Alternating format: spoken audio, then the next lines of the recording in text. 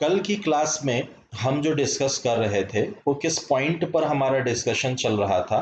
हम gross national product के बारे में बात कर रहे थे। हम सकल राष्ट्रीय उत्पाद के बारे में बात कर रहे थे। इस सकल राष्ट्रीय उत्पाद में हमने एक चीज देखी थी, एक डिफरेंस देखा था जो ग्रॉस डोमेस्टिक प्रोडक्ट से, जो सकल घरेलू उत्पाद से अलग था। दोनों में सिर्फ अंतर इतना था कि जब हम सकल घरेलू उत्पाद की बात करते थे तो हमने उन सभी उत्पादन के कारकों को, प्रोडक्शन फैक्टर को कंसीडर किया जो हमारी देश की सीमा रेखा के अंदर हैं, फिर चाहे वो हमारे देश के हों या हमारे देश के नहीं हों। लेकिन जब हम सकल राष्ट्रीय उत्पाद की बात करते हैं तो हम मात्र उन प्रोडक्शन फैक्टर, उत्पादन के कारकों को कंसीडर करते हैं जो हमारे देश के स्वामित्व में है या हमारे देश के हैं। ये आवश्यक नहीं है कि वो हमारे देश की सीमा रेखा के अंदर रहते हो, वो विश्व में कहीं भी रहते हो। यदि वो हमारे देश के लोग हैं तो उनकी आय सकल राष्ट्रीय उत्पाद में कंसीडर की जाएगी या गणना में कंसीडर की जाएगी। ठीक है, वो विश्व में कहीं भी रहते हो। ठीक है, और अगर हमारे देश के अंदर कोई व्यक्ति ऐसा है जो कि हमारे देश का नहीं है तो उसकी आय को हमें इसमें से घटाना पड़ेगा। तो मैंने कल एक फॉर्मूला में आपसे डिस्कस कर रहा था, जिस फॉर्मूले में मैंने ये बात कही थी कि जीएनपी, ग्रॉस नेशनल प्रोडक्ट, सकल राष्ट्रीय उत्पाद, जिसके लिए अब हम जीएनपी वर्ड का यूज करेंगे। ठीक है, तो जीएनपी क्या चीज था? तो जीडीपी, ग्रॉस डोमेस्टिक प्रोडक्ट, सकल घरेलू उत्पाद, plus net income from abroad, विदेशों से प्राप्त शुद्ध आय के बारे में हम यहाँ पे कंसीडर कर रहे हैं। ठीक है, तो चलिए इसके आगे हम चलते हैं और हम इस फैक्टर को पहले समझते हैं कि नेट इनकम फ्रॉम अब्रॉड का मतलब क्या होता है। ठीक है, हम समझते हैं विदेशों से प्राप्त शुद्ध आय का मतलब क्या होता है। चलिए तो आज की क्लास हम चालू करते हैं।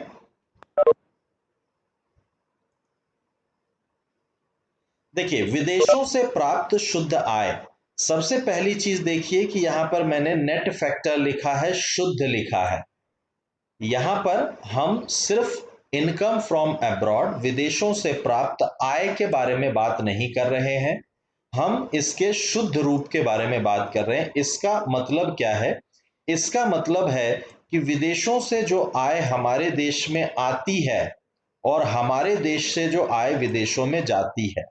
जैसे कई सारे ऐसे भारतीय होंगे जो विदेशों में होंगे और वहां से वो आय इनकम करके हमारे देश में भेजते होंगे। कई सारे हमारे देश में ऐसे विदेशी होंगे जो यहाँ इनकम करके अपने देश में भेजते होंगे। तो इन दोनों का जो डिफरेंस होता है, इन दोनों का जो अंतर होता है, उसको हम शुद्ध कहते हैं। तो इनफ्लो और आउटफ्लो दोनों को एडजस्ट करके हम शुद्ध आय के बारे में बात करते हैं। इसमें देखिए तीन चीजें हैं जो मैंने यहां पर लिखी है। ये तीन चीजें सबसे ज्यादा मैटर करती है या सबसे ज्यादा कंसीडर की जाती। ये तीन चीजें कौन कौन सी हैं? तो सबसे पहला देखिए, सबसे पहला है, इसको हम कहते हैं प्राइवेट रेमिटेंस। सबसे पहला है, इसको हम कहते हैं प्राइवेट रेमिटेंस, हिंदी में इसे हम कहते हैं निजी प्रेषण। समझिए ये कॉन्सेप्ट क्या होता है।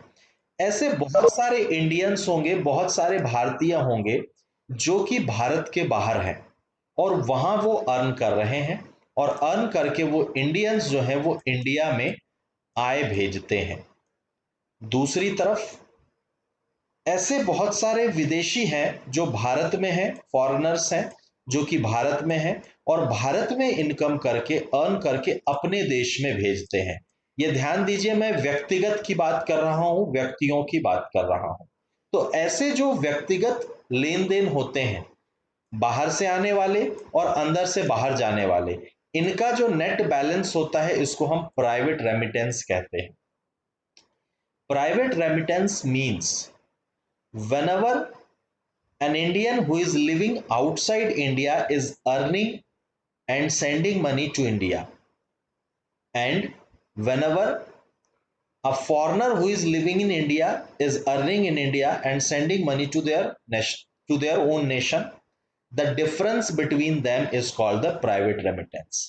जब भी कोई भारतीय भारत के बाहर रहता है और वहां आय करके भारत में भेजता है, एवं वह विदेशी जो भारत में रहता है और भारत में आय करके अपने देश में भेजता है, इन दोनों के अंतर को हम निजी प्रेषण कहते हैं। अब यहां पर पॉइंट समझिए, बात देखिए। वर्ल्ड बैंक की रिपोर्ट के अनुसार भारत विश्व में वह देश है जिसका प्राइवेट रेमिटेंस सर्वाधिक है। वर्ल्ड बैंक की रिपोर्ट के अनुसार भारत वह देश है जिस देश का प्राइवेट रेमिटेंस निजी प्रेषण सर्वाधिक है। विश्व में सबसे ज्यादा प्राइवेट रेमिटेंस भारत में आता है। एवं भारत में केरल वो राज्य है, भारत में केरल एक ऐसा राज्य है जो राज्य की तुलना में अगर हम देखें तो सबसे ज्यादा प्राइवेट रेमिटेंस पाता है। यानी इंडिया वर्ल्ड में टॉप में है प्राइवेट रेमिटेंस में, और इंडिया में केरला जो है ये टॉप में है प्राइवेट रेमिटेंस में। यानी अगर हम प्राइवेट रेमिटेंस की बात करें तो प्राइवेट रेमिटेंस में हमारे देश में नेट इनफ्लो है। देखिए, नेट इनफ्लो और नेट आउटफ्लो, पिछले साल एमपीपीएससी ने 3 नंबर का एक क्वेश्चन पूछा था, नेट इनफ्लो। जब बाहर से प्राप्त होने वाली आय ज्यादा हो तुलनात्मक अंदर से या हमारे देश से बाहर भेजी जाने वाली, when the inflow is higher comparative to outflow then there is a net inflow। तो हमारा जो नेट इनफ्लो है प्राइवेट रिमिटेंस में वो हाईली पॉजिटिव है, बहुत ज्यादा धनात्मक है, हाईली पॉजिटिव है। नेट ग्रांट्स, अब देखिए ग्रांट क्या चीज होती है। ग्रांट का मतलब होता है ऐसे कई सारे विदेशी संस्थाओं से हमें अनुदान मिलता है। अनुदान का मतलब है कि ये धनराशि जो आपको मिल रही है इसे ना तो आपको मूलधन चुकाना है ना तो आपको इसका ब्याज चुकाना है, neither principal to be repaid nor interest to be repaid. इसको हम अनुदान कहते हैं। विदेशों से प्राप्त हमें जो अनुदान होता है ये भी हमारे लिए पॉजिटिव है। तो देखिए, पहला फैक्टर भी हमारे लिए पॉजिटिव है, दूसरा फैक्टर भी हमारे लिए पॉजिटिव है। हम बात कर रहे हैं विदेशों से प्राप्त शुद्ध आय। अब तीसरा जो फैक्टर आता है, इस तीसरे फैक्टर को कहते हैं नेट बोरोइंग। बोरोइंग यानी उधार लेना। ये उधार भी दो तरीके का होता है। पहला होता है, इसको हम कहते हैं सॉफ्ट लोन, इसको हम कहते हैं सरल उधारी, जो कि हमें बहुत कम ब्याज दरों पर मिलता है और बहुत लंबे समयावधि के लिए मिलता है। जैसे जापान ने हमें जो लोन दिया है या कह सकते हैं सॉफ्ट लोन दिया है मेट्रो के प्रोजेक्ट के लिए, वो एक सॉफ्ट लोन है, बहुत कम ब्याज दर पे और बहुत लंबे समयावधि के लिए। दूसरा होता है जिसको हम कहते हैं बोरोइंग, एक्चुअल उधार या उधार। इसमें ब्याज की दर भी वही होती है जो बाजार की दर होती है और चुकाने की समयावधि भी कम होती है। इन दोनों को अगर हम जोड़ें तो दोनों मिलाकर के हमारे पास उधारी होती है जिसको कि हम बोरोइंग कहते हैं। इस बोरोइंग का आपको ब्याज भी चुकाना है और इस बोरोइंग का आपको इंटरेस्ट यानी मूलधन भी चुकाना है। और ये वाला जो फैक्टर है हमारे देश के लिए ये हाईली नेगेटिव है, और ये इतना बड़ा नेगेटिव है, इतना ऋणात्मक है कि इसके कारण ये दोनों भी क्या हो जाते हैं, नलीफाई हो जाते हैं। यानी कुल मिलाकर के इन तीनों को जब हम जोड़ते हैं तो हमारे पास एक नेगेटिव साइन आता है, एक ऋणात्मक आता है। इसका अर्थ है कि हमारे देश में, भारत की स्पेसिफिक अगर हम बात करें तो भारत की जो विदेशों से प्राप्त शुद्ध आय है वो विदेशों से प्राप्त शुद्ध आय नेगेटिव है, ऋणात्मक है। मतलब वास्तव में आउटफ्लो है, बाहर से जा रहा है। ये भी देश के लिए एक समस्या है। देखिए, जहां प्राइवेट रेमिटेंस आपका वर्ल्ड में टॉप में है, ग्रांट्स अनुदान आपको बहुत अच्छा मिलता है, परंतु आपकी बोरोइंग, आपके उधार लेने और उधार की ब्याज चुकाने की जो कैपेसिटी वो है, प्रैक्टिस है, इस प्रैक्टिस के कारण आपका ये विदेशों से प्राप्त शुद्ध आय पूर्ण रूप से नेगेटिव हो गया है। और इस कारण से जो हमने फॉर्मूला इससे पहले पढ़ा, जहां पर हमने पढ़ा कि GDP is equal to GNP plus plus net income from abroad. अब क्योंकि ये विदेशों से प्राप्त शुद्ध आय ही माइनस है तो यहां पे फॉर्मूला क्या हो जाएगा, मेरा फॉर्मूला हो जाएगा minus net income from abroad.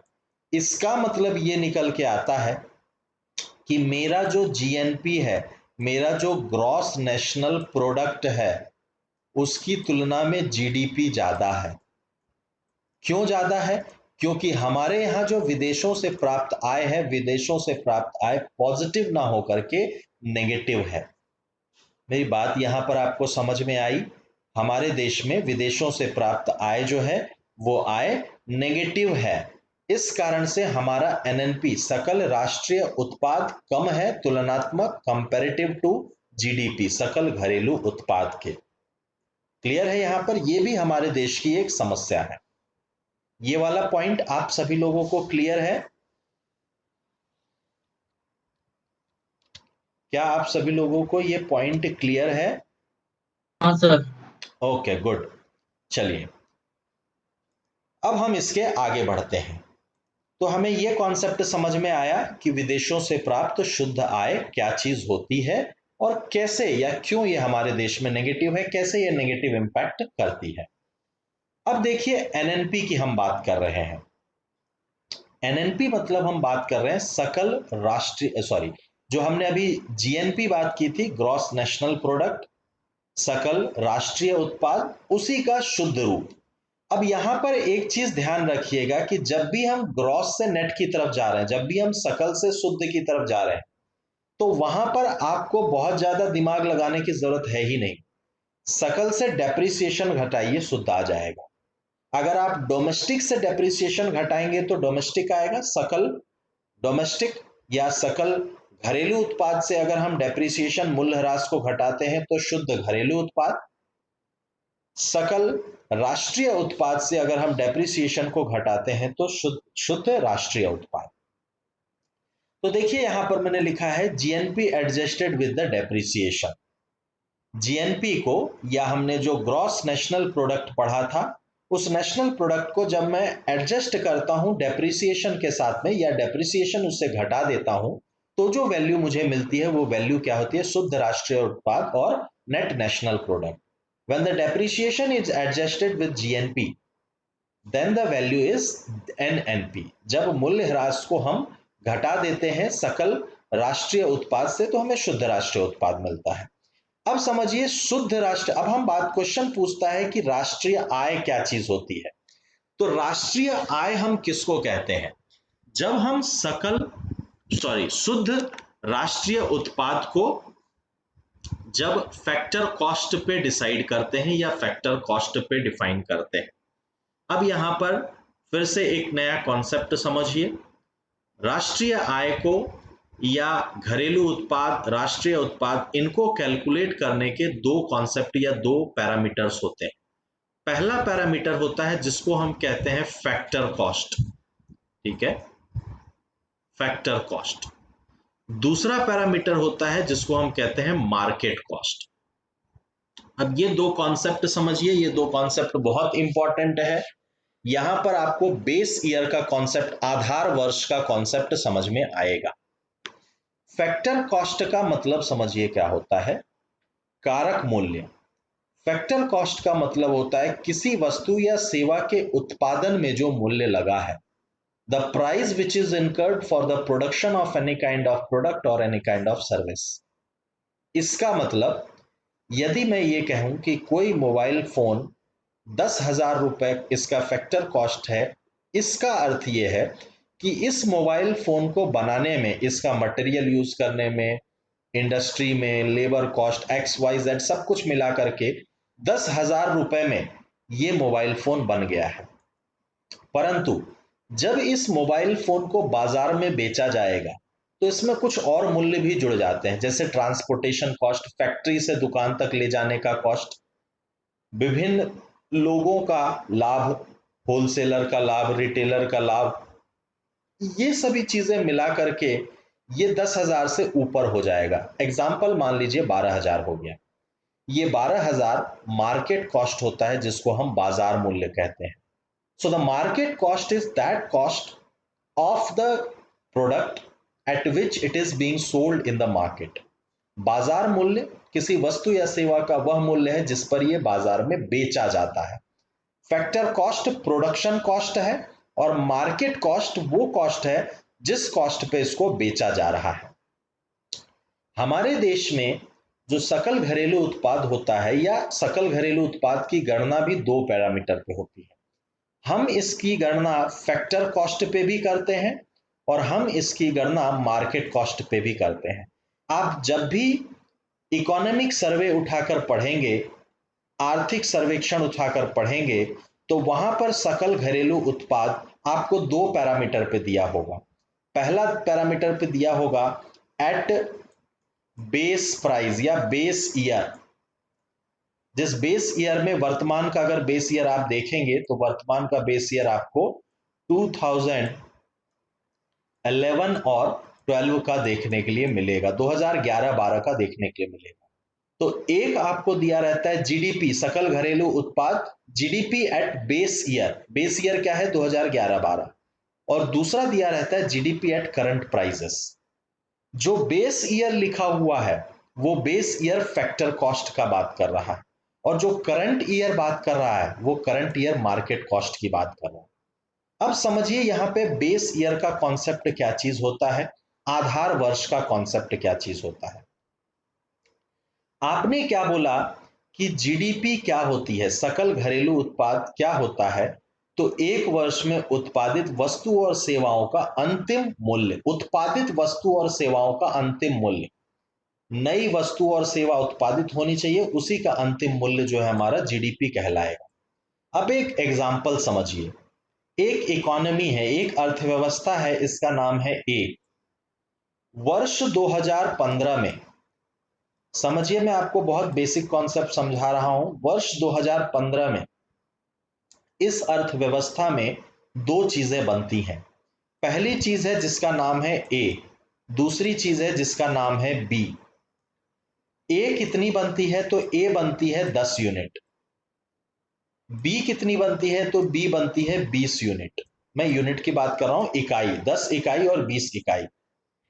ए जो बाजार में बिकती है उसकी प्रति इकाई की जो मूल्य है, मान लेते हैं 10 रुपए प्रति इकाई की मूल्य है, तो कुल मिला के 100 रुपए का उत्पादन हुआ यहाँ पे, 10 गुना 10। बी भी मान लीजिए जो बिकता है बाजार में, इसकी एग्जाम्पल 20 रुपए प्रति इकाई मूल्य है, तो यहां से जो मूल्य निकल करके आया वो मूल्य कितना निकल के आया, 400 रुपए। ए अर्थव्यवस्था में वर्ष 2015 में दो ही वस्तुएं बनती हैं। पहली वस्तु ए है, ये 10 इकाई बनती है, 10 यूनिट्स बनती है, और प्रति इकाई जो बाजार में बिकती है वो 10 रुपए की बिकती है, मतलब इसका जो अंतिम मूल्य हुआ वो 100 रुपए हुआ। बी एक दूसरी वस्तु बनती है जिसकी 20 इकाई उस अर्थव्यवस्था में बनती है, और इस इकाई के प्रति इकाई का जो कॉस्ट है वो 20 रुपए, 20 रुपीज पर यूनिट ये मार्केट में सेल होता है, so the total cost will be 400। तो यही वो पूरा अंतिम मूल्य है, एग्जाम्पल, यही वह पूरा अंतिम मूल्य है जो उस अर्थव्यवस्था में इस वर्ष में उत्पादित हुई है। So this is the last fact, this is the last value which being produced in this economy during this year. So the total value is 500 rupees. इसका मतलब इस अर्थव्यवस्था में 500 रुपए का वैल्यू टोटल इस वर्ष उत्पादित हुआ है, 500 रुपए इसकी जीडीपी हो गई। ठीक है, इसकी जीडीपी जो है 500 रुपए हो गई। अब यहां पर मैं लिख लेता हूं 2015 की जो जीडीपी है, 2015 की जीडीपी क्या है, 2015 की जीडीपी है 500 रुपए। मैं लिख लेता हूं इसको यहां पे।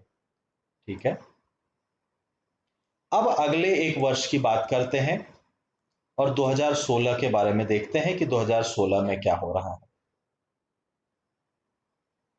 2016 में भी मैं इसी अर्थव्यवस्था को देख रहा हूं, ए को ही देख रहा हूं, और ए को देखने के बाद मुझे क्या देखने के लिए मिल रहा है, तो यहां अभी भी 2016 की हम बात कर रहे हैं। ये कॉन्सेप्ट ध्यान से समझिएगा, अदरवाइज ये कॉन्सेप्ट समझ में नहीं आएगा, आप कहीं भी ढूंढ सकते हैं। ठीक है, वापस से 2016 में इस इकोनॉमी में दो प्रोडक्ट ही बन रहे हैं, वही ए और वही बी। अब ए कितने यूनिट बना है 2016 में, फिर से वही 10 यूनिट जो पिछले वर्ष बना था। बी कितने यूनिट बना है इस अर्थव्यवस्था में 2016 में, फिर से मात्र 20 यूनिट जो कि पिछले वर्ष बना था। परंतु क्योंकि 2015 की तुलना में 2016 में महंगाई लगेगी, तो जो ए पिछले वर्ष 10 रुपए का बिक रहा था वो मान लेते हैं इस वर्ष 12 रुपए का बिक रहा है, और जो बी पिछले वर्ष 20 रुपए का बिक रहा था मान लेते हैं इस वर्ष 25 रुपए का बिक रहा है। तो टोटल कितना बना? 12 गुना 10 120, ठीक है, 20 गुना 25 500 रुपए, ठीक है, यानी टोटल मिला के जो वैल्यू प्रोड्यूस हुई वो वैल्यू है 620 रुपए की, 620 रुपीज की, ठीक है। तो 2016 की जो जीडीपी है इस देश की, वो जीडीपी है 620 रुपए की, बराबर है 620 रुपीज की। मुझे एक बार टेक्स्ट बॉक्स में मैसेज करके बताइए क्या इतनी सी बात आपको समझ में आई कि 2015 में क्यों उस देश की जीडीपी 500 रुपए है और 2016 में ये 620 रुपए है। इतना एक सिंपल सा कैलकुलेशन आपको समझ में आया? तो मैं अगले पॉइंट पर आऊं। ये सिंपल सा कैलकुलेशन आपको समझ में आया? यहां तक कहीं कोई डाउट है तो प्लीज बताइए, मैं फिर से रिवाइज कर दूंगा इसको। सभी को ये चीज क्लियर है? गुड। चलिए अब यहां से आगे समझिए। इसका मतलब है कि 2015 की तुलना में यदि मैं 2016 को देखूं तो 500 रुपए से जीडीपी जो है ये डेवलप होकर 620 रुपए हो गई। इसका मतलब है कि इस एक वर्ष के अंदर में जीडीपी जो मेरे देश की है वो लगभग 20% से भी ज्यादा की दर से वृद्धि की है। जीडीपी जो मेरे देश में है वो 20% के ज्यादा की दर से भी वृद्धि की है। इसका 20% 100 रुपए होगा, 120 रुपए बढ़ा है, मतलब 20% से भी 22% के लगभग वृद्धि की है। अब वास्तव में आइए जीडीपी के डेफिनेशन पे। आपने क्या बोला कि यदि कोई वस्तु और सेवा बनती है उस देश में, तो देखिए इस देश में क्या कोई एडिशनल वस्तु और सेवा बनी है? नहीं। पिछले साल भी 10 बन रही थी, इस साल भी 10 बन रही है। ये जो 10 रुपए का 12 रुपए हो गया है जिसके कारण कि आपको ये जीडीपी में ग्रोथ रेट दिखाई दे रहा है, ये तो महंगाई है, ये तो इन्फ्लेशन है। और इन्फ्लेशन को तो आप अलग से निकाल के बताते हैं, और जब इन्फ्लेशन को अलग से निकाल के बताते हैं तो क्या इस वैल्यू में इन्फ्लेशन का इंपैक्ट नहीं दिखाई दे रहा है? बिल्कुल दिखाई दे रहा है। मतलब वास्तव में 2015 से 2016 में इन्फ्लेशन बढ़ा है, ना कि जीडीपी बढ़ा है। क्लियर है? इस कारण से 2016 की जो जीडीपी मुझे दिख रही है वो वास्तव में उतनी है नहीं। 2016 में जो जीडीपी आपको दिख रही है ये वास्तव में उतनी नहीं है, ये सिर्फ इन्फ्लेशन का इंपैक्ट है। क्यों? क्योंकि 2015 में जितनी वस्तु बन रही थी उतनी ही वस्तु 2016 में ही बन रही है। ये सिर्फ महंगाई है जिसके कारण कि आपको ये वैल्यू या ये मूल्य ऊपर दिखाई दे रहा है। ऐसा निश्चित रूप से संभव है कि किसी वर्ष में महंगाई के कारण जीडीपी की वैल्यू आपको अलग दिखाई देगी। इस कारण से कॉन्सेप्ट आया बेस ईयर का, इस कारण से कॉन्सेप्ट आया आधार वर्ष का। अब आधार वर्ष का कॉन्सेप्ट समझिए क्या है। मान लीजिए हमारी सरकार ने यह निर्धारित किया कि 2015 हमारे देश का आधार वर्ष है, तो 2016 में जब जीडीपी की गणना की जाएगी तो 2016 में यह कहा जाएगा कि बताइए आपने कौन कौन से प्रोडक्ट बनाए हैं। तो इकोनॉमी कहेगी सर मैंने प्रोडक्ट ए बनाए हैं और मैंने प्रोडक्ट बी बनाए हैं। पूछा जाएगा बताइए ए प्रोडक्ट कितने बनाए हैं, तो ए प्रोडक्ट मैंने 10 बनाए हैं, बी प्रोडक्ट मैंने 20 बनाए हैं। अब जब इनका मूल्य जोड़ा जाएगा तो ये 2016 का मूल्य नहीं जोड़ा जाएगा, ये 2015 में जो इस वस्तु का मूल्य था वो जोड़ा जाएगा, ताकि गणना में, ताकि कैलकुलेशन के समय में किसी भी प्रकार का कोई इन्फ्लेशन का इंपैक्ट ना आए। फिर से मेरी बात समझिए मैं क्या बोल रहा हूं। मैंने ये कहा कि 2016 में इस इकोनॉमी में ये पूछा गया बताइए आपने कौन कौन से प्रोडक्ट बनाए हैं, तो इकोनॉमी ने कहा मैंने ए और बी ये दो प्रोडक्ट बनाए हैं। कितने बनाए हैं? 10 और 20 बनाए हैं। लेकिन इसका मूल्य वो नहीं माना जाएगा, वो नहीं जोड़ा जाएगा जो 2016 में है, बल्कि वो जोड़ा जाएगा जो कि बेस ईयर में है, जो कि 2015 में है। तो 2015 में इसका कितना मूल्य था? 10 रुपए। और यहां पर हमारे पास मूल्य था इसका कितना 20 रुपए, जिसको जोड़ने के बाद हमारे पास 500 रुपए ही आ रहा था। मतलब 2016 में भी जब बेस ईयर में मैंने जीडीपी कैलकुलेट किया तो वैल्यू 500 रुपए ही आया, जीडीपी में किसी प्रकार की कोई वृद्धि नहीं हुई है। जीडीपी में अगर वृद्धि करना है तो या तो आप कोई नया प्रोडक्ट बनाइए जिसको आप सी कह रहे हैं, या तो इस 10 को 15 कीजिए, 15 यूनिट बनाइए, या 20 को 50 यूनिट बनाइए, तो ही जीडीपी में वृद्धि दिखाई देगी। ये कॉन्सेप्ट है बेस ईयर का। तो आधार वर्ष का कॉन्सेप्ट इसलिए लाया जाता है ताकि घरेलू इस जीडीपी के कैलकुलेशन के समय में इन्फ्लेशन का इम्पैक्ट ना पड़ जाए। आधार वर्ष में जब हम वस्तु और सेवाओं की गणना करते हैं तो हम वर्तमान वर्ष में कितनी वस्तु और सेवाएं उत्पादित हुई हैं, प्रेजेंट ईयर में कितने प्रोडक्ट और सर्विसेज प्रोड्यूस हुए हैं, संख्या वो लेते हैं, लेकिन कॉस्ट हम उस वर्ष का लेते हैं जिस वर्ष में 2015 या जो भी आधार वर्ष था।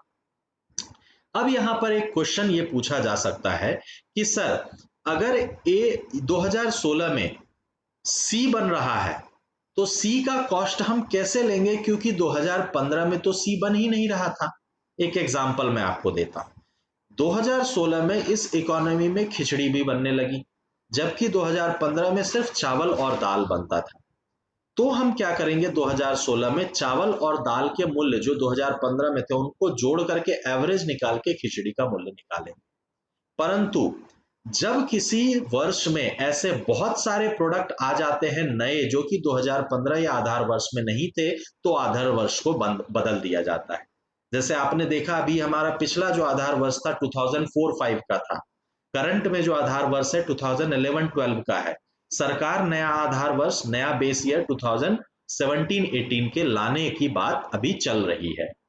ये आधार वर्ष का कॉन्सेप्ट होता है। आधार वर्ष कितने वर्ष बाद बदलना चाहिए, इसका कोई स्पेसिफिक एक्सप्लेनेशन नहीं है। दो चीजें हैं जो कि देखी जाती हैं। पहला तो आधार वर्ष बेस ईयर उस ईयर को रखा जाता है जहां प्राइजेस बहुत ज्यादा स्टेबल हो, बहुत ज्यादा मूवमेंट मूल्यों में ना हुआ हो।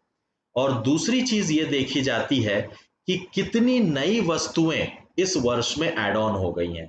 यदि बहुत सारी नई वस्तुएं एड ऑन हो गई हैं तो ऐसी समस्या को वो करने के लिए हम आधार वर्ष नया ले आते हैं। तो जब आधार वर्ष पे गणना की जाती है तो हमारी सकल घरेलू जीडीपी जो कैलकुलेट आता है करके आता है उसको करते हैं हम जीडीपी एट बेस प्राइस। लेकिन वर्तमान 2016 या 2020 में जितनी वस्तुएं हैं और 2020 में उनका जो मूल्य है, जब इस पर मैं गणना करता हूं तो इसको कहते हैं जीडीपी एट करंट प्राइसेस। 2019 का इकोनॉमिक सर्वे देखेंगे तो यहां पर आपको डिफरेंस देखने के लिए मिलेगा। कैसे देखने के लिए मिलेगा, जब आप इसको करंट प्राइसेस पे देखेंगे तो करंट प्राइसेस पे ये आपको क्या देखने के लिए मिलेगा, करंट प्राइसेस पे ये देखने के लिए मुझे मिलता है जो हमारी वैल्यू है जीडीपी की वो है लगभग 190 लाख करोड़ रुपए। लेकिन बेस में इसी को देखेंगे बेस ईयर में तो ये है लगभग 136 लाख करोड़ रुपए। अब ये दोनों में डिफरेंस क्यों है, मेरे ख्याल से आपको ये बात अब समझ में आई, क्योंकि 2136 एक लाख 36,000 करोड़, ये 136 लाख करोड़ रुपए जो है ये उस मूल्य पर है जो 2011-12 में थी, लेकिन 190 लाख करोड़ रुपए जो है वो उस मूल्य पर है जो 2019 में थी। तो ये दोनों जब भी आप जीडीपी देखेंगे तो हमेशा आपको जीडीपी में ये दो फैक्टर देखने के लिए मिलते हैं। पहला फैक्टर बेस ईयर पे, दूसरा फैक्टर करंट प्राइसेस पे। बेस ईयर और करंट प्राइसेस दोनों में आपको बहुत बड़ा डिफरेंस देखने के लिए मिलेगा। ये डिफरेंस क्यों होता है, क्योंकि करंट प्राइसेस में जो वस्तु और सेवाओं का मूल्य है वो उस वर्तमान ईयर के, उस वर्तमान वर्ष के मूल्य के कारण है। लेकिन जो बेस ईयर में है वो 2000 जो भी बेस ईयर है, जैसे 11-12 तो 2011-12 में जो उसका मूल्य था उसके आधार पर है, इसलिए ये अंतर है। क्लियर है, ये बात आपको समझ में आई, concept of factor cost, concept of, ये आपको समझ में आया आपको बेस ईयर का कॉन्सेप्ट क्या होता है। अगर इसमें डाउट है प्लीज बताइए, फिर से मैं इसको वो कर लूं। बेस ईयर का कॉन्सेप्ट आपको क्लियर हुआ, बेस ईयर और करंट प्राइसेस का क्या यस सर, कॉन्सेप्ट है। क्लियर है। ओके, किसी को यहाँ पर दिक्कत? ये बहुत हाँ सर, इंपॉर्टेंट कॉन्सेप्ट है। देखिए। ठीक है, चलिए, बहुत बढ़िया। तो जब हम नेट नेशनल प्रोडक्ट निकालते हैं फैक्टर कॉस्ट पे, इसको हम purest form of national income कहते हैं।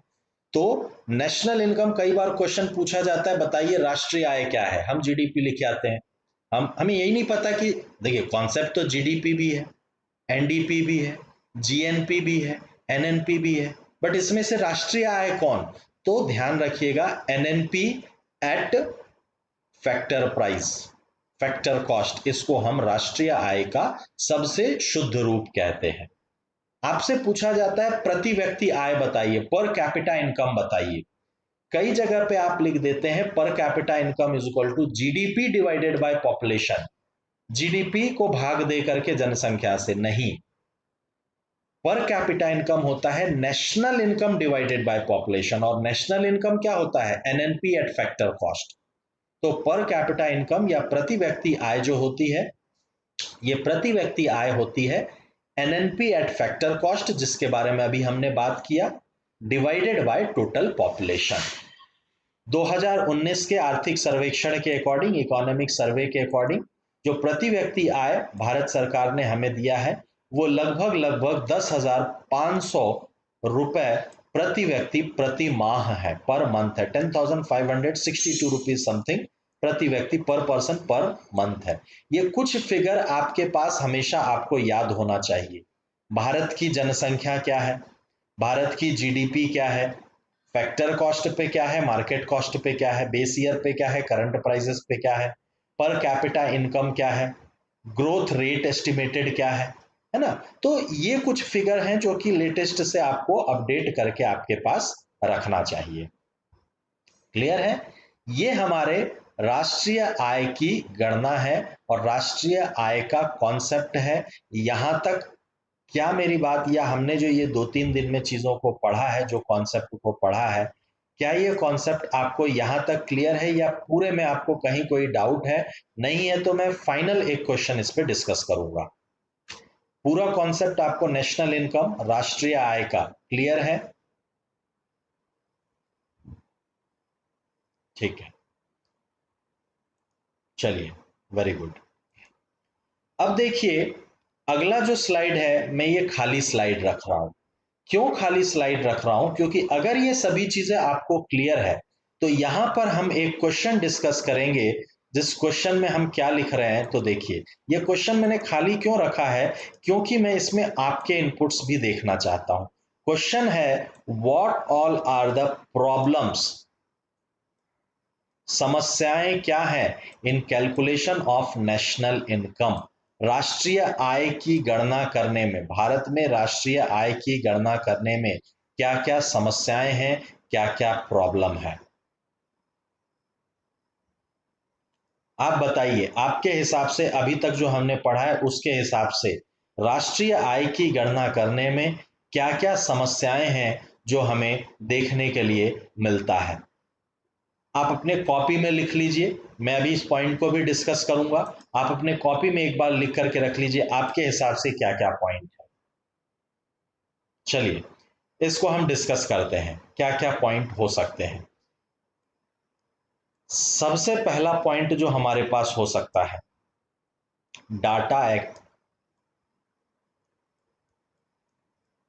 डाटा, आंकड़ों की अपर्याप्तता, डाटा ही एक्यूरेट नहीं है। हमारे देश के लोग जो अर्निंग करते हैं, क्या ये अर्निंग वास्तव में सरकार तक पहुंचती है? एग्जैक्टली पहुंचती है? नहीं पहुंचती है। क्योंकि ऐसे बहुत कम लोग होते हैं जो कि फॉर्मल सेक्टर में काम करते हैं, जिनको की सैलरी प्रॉपर मिलती है, जिनका की टीडीएस मिलता है, जिनका की आईटीआर भरते हैं, जिनका की एक्चुअल डाटा वास्तव में सरकार तक पहुंचता है। जबकि मैक्सिमम लोग ऐसे हैं, इन लोगों के पास में जो इनकम होती है वो इनकम सरकार तक पहुंच, आपको देखिए, चाय वाला वो भी इनकम करता है, ऑटो वाला वो भी इनकम करता है, पान वाला वो भी इनकम करता है, लेबर डेली का वो भी इनकम करता है, लेकिन ये इनकम के आंकड़े ही सरकार तक नहीं पहुंचते। तो सबसे पहला रीजन तो ये है। दूसरा रीजन, सौम्या, बहुत बढ़िया, इलीगल इनकम। बिल्कुल सही है, जिसको हम ब्लैक इकोनॉमी कहते हैं। ब्लैक इकोनॉमी, ब्लैक इकोनॉमी वो इकोनॉमी है, वो धनराशि है जो धनराशि वास्तव में इकोनॉमी में दिखाई ही नहीं देती, जिसकी कहीं कोई अकाउंटेबिलिटी ही नहीं होती है। अगर इसकी अकाउंटेबिलिटी ही नहीं होती है तो ये राष्ट्रीय आय में कैसे जोड़ा जा सकता है? दूसरा इंपॉर्टेंट रीजन। तीसरा इंपॉर्टेंट रीजन, भारत में ऐसी कई वस्तु और सेवाएं हैं जिसके लिए किसी प्रकार की कोई वैल्यू नहीं है। मैंने जैसे पहले आपसे डिस्कस किया था, ऐसी कई वस्तु और सेवाएं नहीं हैं जिसके लिए किसी प्रकार की कोई वैल्यू ही नहीं है। हमारे घर में, हमारे यहाँ पर, हमारे देश में फीमेल्स जो काम करती हैं, वो काम कर रही हैं, सर्विस प्रोड्यूस कर रही हैं, बट उसकी कोई वैल्यू नहीं है ना? इस कारण से भी ये एक समस्या खड़ी होती है। ठीक है, स्मॉल फार्मर्स बिल्कुल सही है। इन सभी का कहीं कोई अकाउंटिंग ही नहीं होता है, और जब अकाउंटिंग ही नहीं होगा तो इनका कैलकुलेशन ही कैसे होगा? अकाउंटिंग ही, अगर मैं डाटा ही आपको अनुमान के तौर पे दूं, भाई मैं आपको बोलूं कि चक्रवृद्धि ब्याज निकालिए, मूलधन अनुमान से मान लीजिए, ब्याज अनुमान से मान लीजिए, तो मिश्र धन भी अनुमान से ही आएगा। ये सबसे बड़ी प्रॉब्लम है यहाँ पे, है ना? अगला अगर हम देखें तो डेप्रिसिएशन जिसकी आप बात कर रहे हैं, इस डेप्रिसिएशन के पीछे कोई स्ट्रॉन्ग लॉजिक नहीं है कि भाई कैसे डेप्रिसिएशन वेरी हो जाता है, कैसे डेप्रिसिएशन चेंज हो जाता है। इसके पीछे भी कोई स्पेसिफिक लॉजिक नहीं है, और नेशनल इनकम में डेप्रिसिएशन आ रहा है, तो कोई एक स्पेसिफिक लॉजिक नहीं है हमारे पास डेप्रिसिएशन कैलकुलेट करने का। तीसरी चीज इसके बाद समझिए, पॉपुलेशन। 2011 की जनसंख्या जनगणना के अनुसार भारत की पॉपुलेशन 121 लाख करोड़ है, सॉरी 121 करोड़ है। यानी 121 करोड़ की जनसंख्या में कौन अर्न कर रहा है, कितना अर्न कर रहा है, कहाँ अर्न कर रहा है, क्या ये डाटा आपके पास पहुंचेगा? कभी नहीं पहुंचेगा।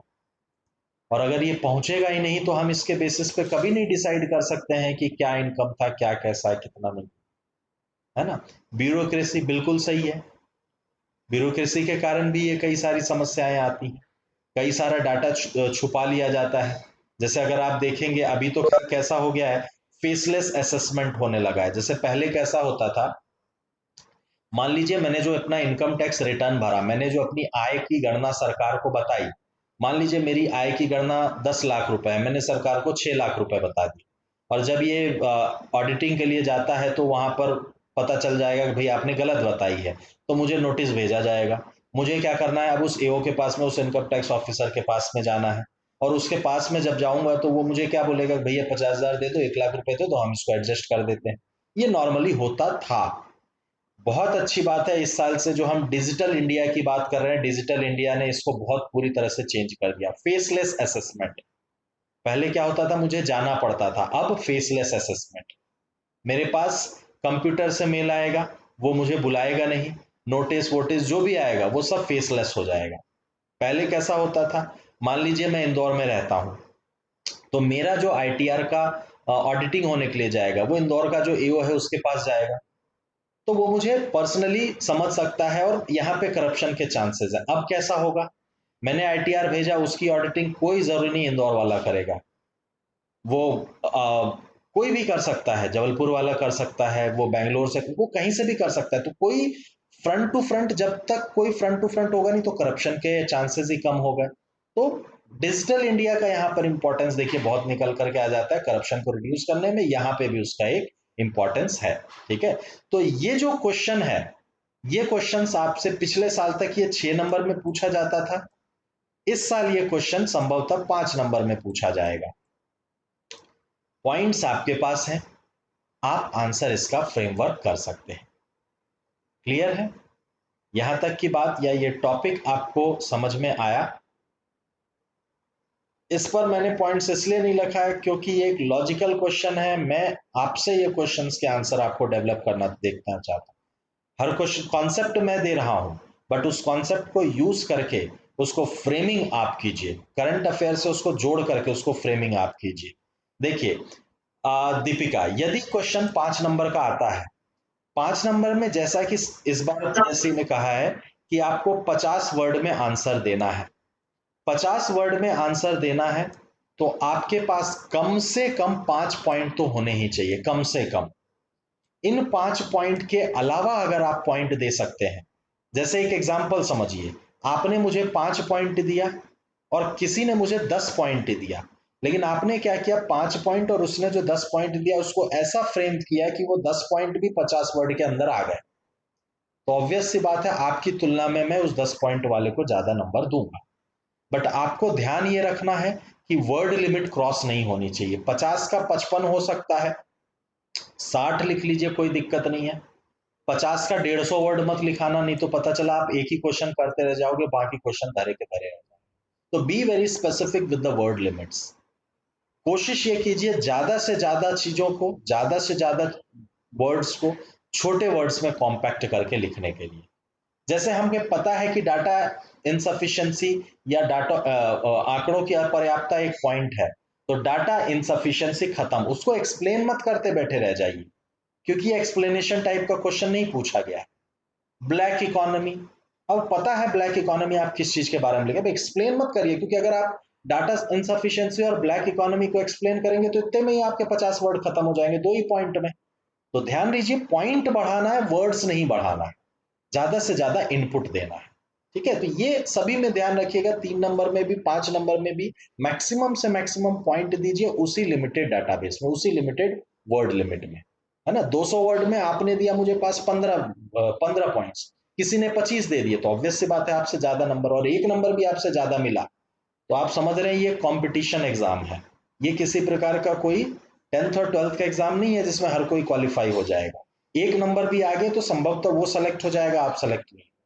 तो इन चीजों का, बेसिक चीजों का ध्यान रखिएगा आंसर फ्रेमिंग करते समय।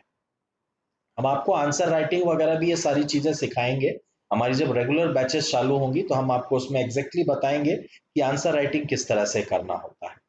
ठीक है, चलिए, ये जो टॉपिक है, ये टॉपिक आपको क्लियर है नेशनल इनकम का?